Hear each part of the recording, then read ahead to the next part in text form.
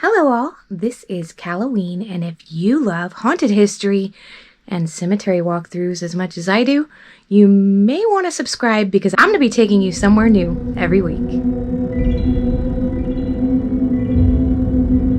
Today, we will be visiting Largo Municipal Cemetery, another pioneer cemetery where a lot of important people are buried, and it has some really rich history. Enjoy! We're here at the Largo Municipal Cemetery in Largo, Florida. It was established in 1949. Let's go in and see what we can see. Walking right into the cemetery, it is a cold, windy, and overcast early evening here in Largo. Looks to be that this is a cemetery you can kind of come visit at any time, which I always like to kind of include for those of you who like to come in the evenings. It looks like this is one of those that you can actually come in the evenings. Now, the cemetery land was donated by A.K. Me in 1949. So as we've learned in some of my previous videos, even though the cemetery was donated or dedicated in a certain year, that does not mean that there aren't earlier burials here. The oldest burial here is actually one of the Meeks family members, Florence M. Meeks, and she passed away in 1887. We're gonna have to hurry this episode up a bit because I think I just felt a raindrop, so we'll see. As you can see, this is not a very big cemetery. It is a smaller cemetery, but there are a lot of very important pioneers buried here. The Ulmers, who the street Ulmerton Road is named after. Some of them are buried here, as well as some of the McMullins, Belchers, and the Taylors. I'm a wimp when it comes to cold weather. Not my cup of tea, let me tell you. I know it's colder. It's a lot colder in other places right now. But that, look, I'm a Florida girl. Don't judge me, okay? My teeth are already chattering, and it's probably only like in the low 60s. Walking through the cemetery right now. I'm icy cold doing this for you guys, so I hope you appreciate it. Anyway, no, I'm looking for some of these pioneers, some of the Ulmers. Ulmer, the name Ulm, originally derived from, it's a German name, dating all the way back to the year 856. So I thought that was kind of cool because, ironically enough, we chose a German restaurant to go to after we hit the cemetery today. I didn't even know that Ulm was a German name until I just looked it up on the way to the cemetery. So it's kind of a German kind of day today as we look for the Ulmers. It is so windy. There's also a lot in this cemetery that I found to be really cool. Evidently, there's a lot dedicated to burned American flags. I guess they disposed of them properly and had maybe even a little service for the American flags, but somewhere in this cemetery they have a lot for burned American flags, so that's kind of cool. Here's the Johnson family. These are some older headstones that you can see here. I've noticed the left side of the cemetery where we entered was a lot of newer headstones, so there are still people being entered here. Johnson, they've got to be kind of a pioneer family because there's a lot of them in here. So if you are a Johnson, you may have relatives buried here. There are quite a few of them. Very neat headstones, very old.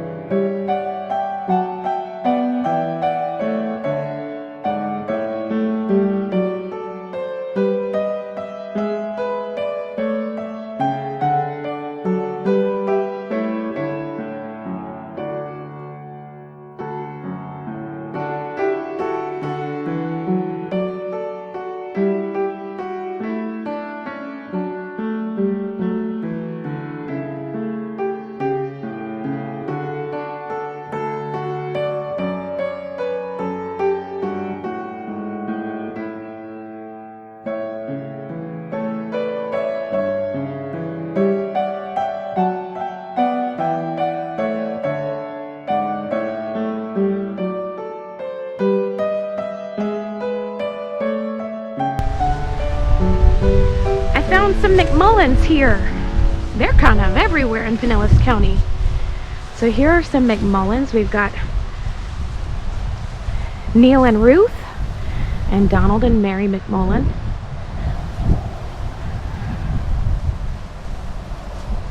And here are some McMullins over here. Daniel and Margaret. These are the McMullins that McMullen Booth Road is named after. So we have a Belcher over here, Belcher Road.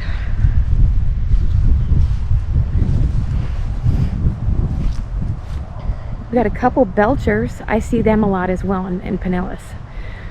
So if you've got Belcher family, Belcher in your blood, you may want to come out and visit the Largo Municipal Cemetery. A lot of your relatives might be here.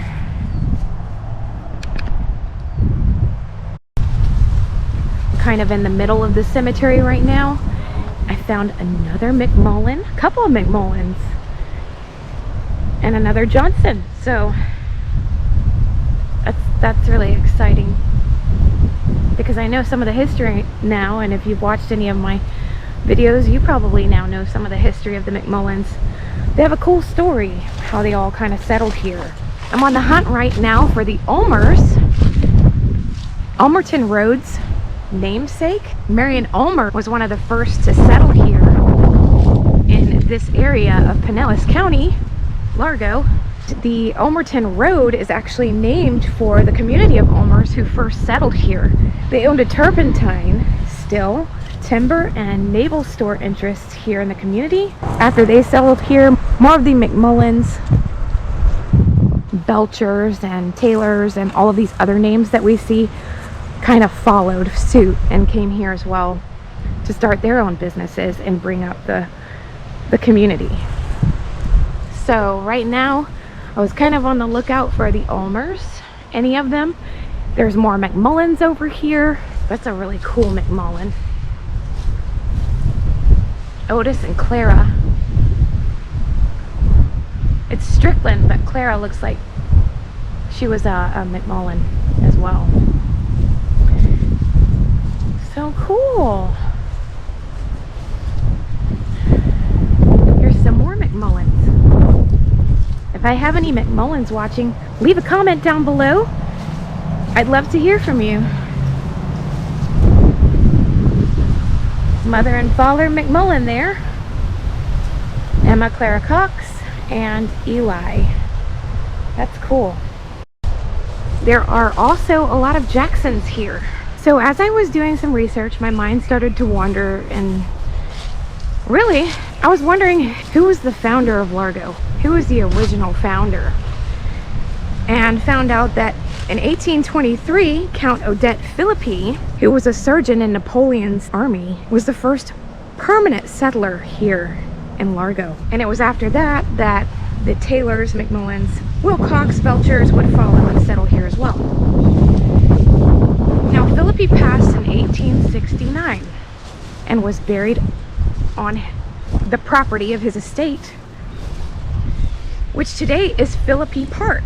And Philippi Park used to be the location of Odette Philippi's plantation that he owned. That's where he's buried, somewhere on that land where the park now is.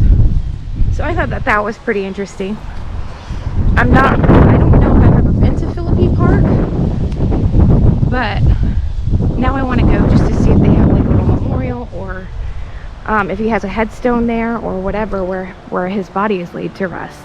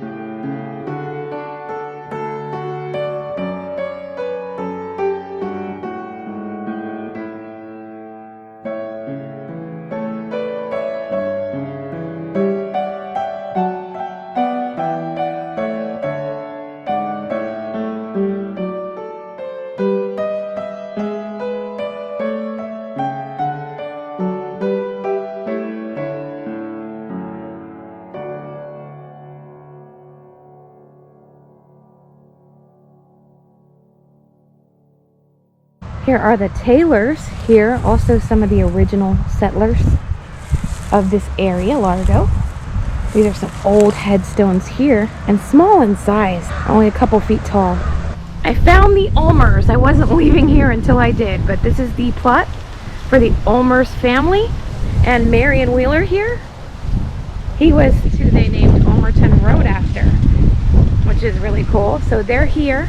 Now, I don't know why. I tried to look up as to why they added the T-O-N and made it Ulmerton rather than just Ulmer Road. I think either would have sounded fine, but I couldn't find why they did that. So if anybody knows, leave me a comment down below and tell me, because I'd like to know why they changed, when naming the road, they changed it to Ulmerton rather than Ulmer. I found the Ulmers.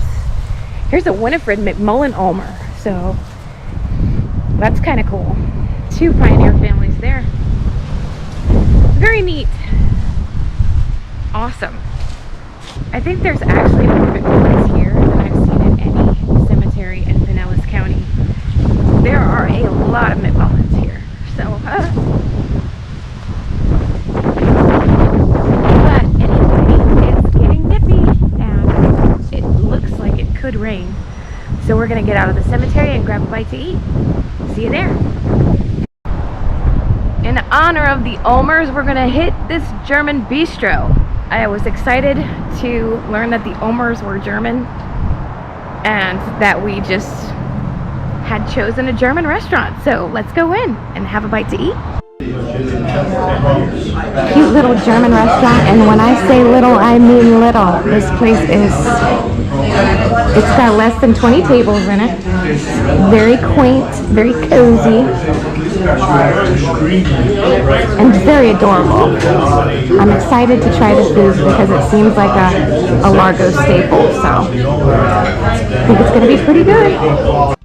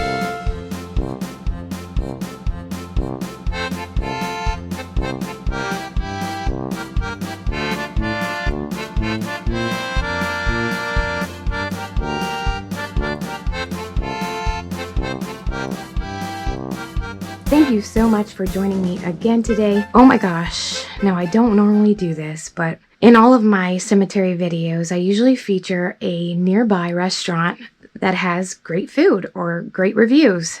And I go and I try it so that you can see what the food looks like, and if you're in the area and you are visiting the cemetery, you get pretty hungry after walking through the cemetery. So I like to put food in my videos, but I don't normally rave about them. This restaurant in particular, the German Bistro 2 in Largo, deserves to be raved about. There were 2 women working in this kitchen and preparing all of the food. There's less than 20 seats in this restaurant. Mind you, they do say that you should get a reservation prior to going there because it's limited seating in this restaurant. So you need to definitely make a reservation. They recommend that you do. We did not know that. It was the first time we'd ever gone there, but we didn't have a reservation. We ended up getting a 2-top right next to the window and not knowing what to expect. Every single thing they brought to the table was just awesome. It was fresh. The gravy was robust, full of flavor. It was silky, it was smooth. Everything was so delicious. My husband had the schnitzel, I had the marinated beef, and that beef just came apart like you could cut it with a spoon. It was so awesomely tender, and that rich gravy on top. It was just really so good, and we didn't have any leftovers. We ate everything. So I just wanted to say that. The cemetery was really awesome. Obviously, maintenance it could be better, in my opinion. It wasn't terrible, like what I've seen in the past, but honestly, you can tell when a cemetery has less management. So if you go to the Dignity cemeteries, for example, they're big. They're all over the country. I appreciate them because they limit the amount of items that you can bring to a gravesite, to like one thing of fake flowers, and then they have to be changed out regularly so they don't look bad. So when you leave a lot of flowers at a gravesite, fake flowers, we live in Florida. There's a lot of inclement weather here. Thunderstorms, and, through the summer and fall, we get a lot of wind and rain, and it's really hot and sunny in the summertime. If the cemetery doesn't have a lot of shade, then these flowers lose their color, they become ragged, torn, they even kind of dry rot. So parts of them could be scattering themselves throughout the cemetery. A little wind can carry a broke off piece, to the other side of the cemetery. And so I get the idea. I get wanting to leave for your loved ones and let them know that they are not forgotten. I'd recommend something more of like a stone, which I've seen in some cemeteries, people leaving stones to let their loved ones know that they were there. Stones can be weathered. They're not going to litter the rest of the cemetery. You could even get a crystal. You can buy a crystal. They're like $3.99 or something, or $5, depending on the crystal. You can get a crystal, and every crystal has a meaning too, which is cool. Maybe do that instead of the fake flowers so much. Your heart's in the right place, and that's so sweet that you want to commemorate your loved ones and bring fake flowers even because they last longer, and that's cool. But in the long run, if you're not changing those flowers out and you just keep adding and adding, it just ends up littering the cemetery. Keep that in mind. Maybe an idea for you. I hope you enjoyed today's cemetery. I really did. These pioneer cemeteries are some of my favorites because there's so much history there. And I love history. Please remember to like, subscribe, and share the video.